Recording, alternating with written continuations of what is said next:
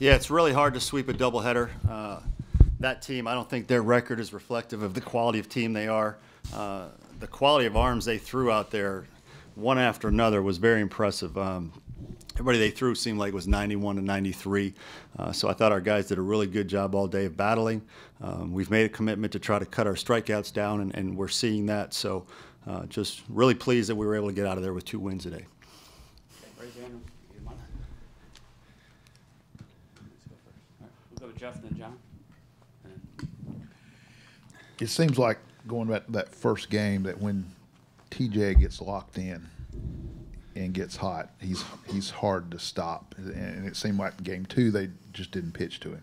Is that kind of what happened? Well, it's pretty clear when TJ's mindset is right and working gap to gap and through the middle of the field, that's when he's at his best. When he gets into pull mode, that's when he starts to get himself in trouble. He starts to cheat his swing a little bit early, and he's susceptible to off-speed stuff. So when he stays geared to the middle of the field, you notice all his production today was through the middle into right field. When he's doing that, he's a very, very good hitter. And so it's up to him, it's up to us to remind him to make sure that that's his approach, because when he does that, he's really good.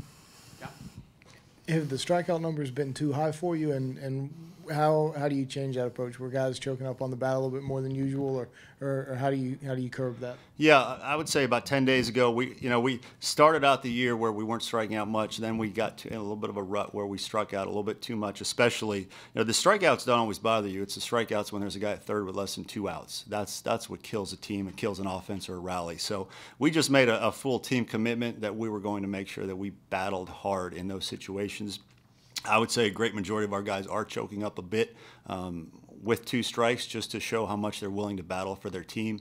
So that's just kind of been a team thing, and they're all buying into it. And we want to battle, and I think with 2 strikes, that's when it really shows up. You kept Eddie kind of a secret until today. Just what was the rationale behind starting him, and how do you feel like he did? Well, I thought he did fine. I mean, the key is we want guys that are in there that are going to throw strikes, and he didn't walk any batters today. 4 strikeouts. I mean, you'd like to see a little bit more than that. Want to see him be able to strike out at least a guy an inning, which I think he's more than capable of. But he didn't walk guys, and so we're going to continue to try to pitch as many guys that will throw strikes and not give free passes as we can. We've got a lot of guys with stuff.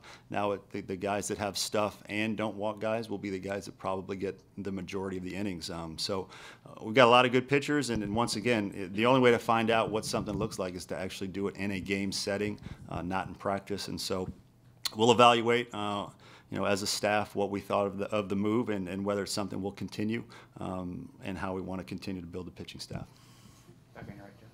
Are you starting to feel much more comfortable with your bullpen now? And is Carmen your closer? Well, I've been comfortable with our bullpen all year. If you look at the stats, our guys have far exceeded maybe what you thought they would be through the fall and maybe through the early spring. I've been impressed with our bullpen all year.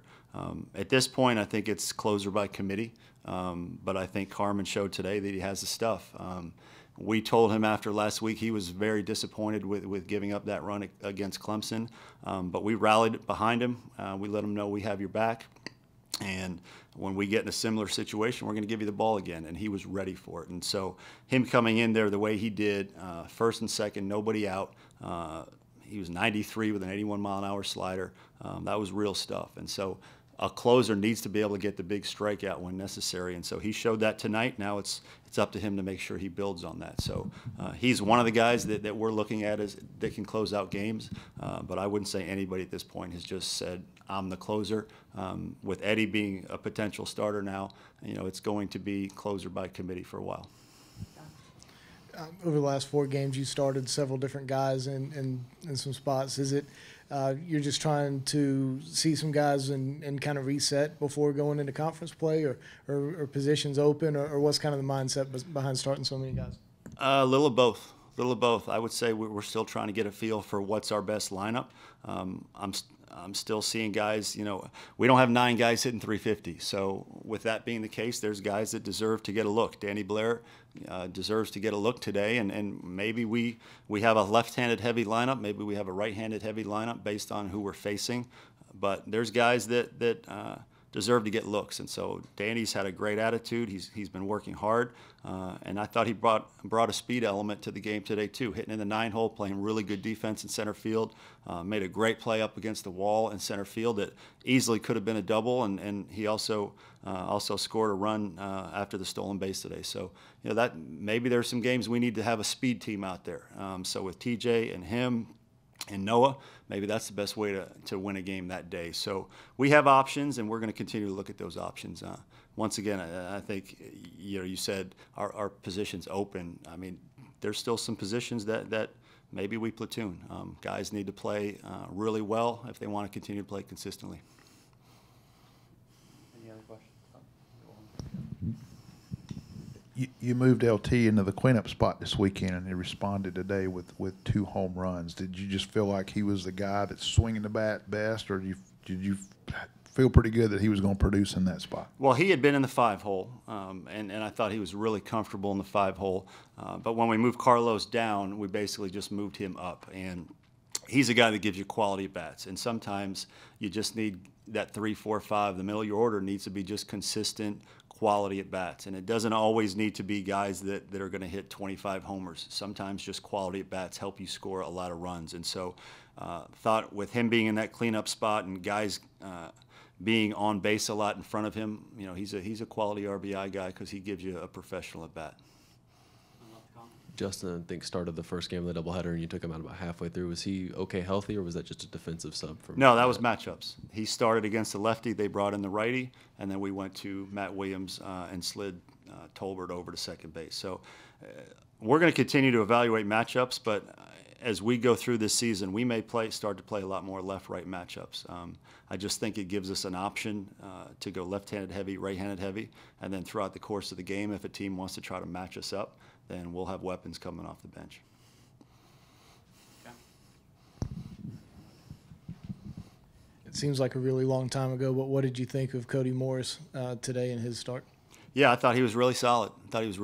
He gave us what we needed. I thought our pitching was good all weekend. They gave us what we needed. And I don't have the box score in front of me, so it's like you said, it seems like it was a long time ago. But I know we won the game that he started, and he gave us, I believe it was 6 innings. Is that right? So quality start, 6 innings, gives you a chance to win. We'll take that every time. Jonah Bride had a really good day defensively overall, and last night you kind of touched on the defense as a whole. What are you continuing to see out of the defense that your team's playing? We're making the plays that are there. No errors in that game, too. I can't remember if we made one in game 1. But once again, our defense is very solid. So regardless of who we put out there, it seems like everybody's able to play solid defense, and to win games, that's necessary. Thanks, Coach. All right, thank you.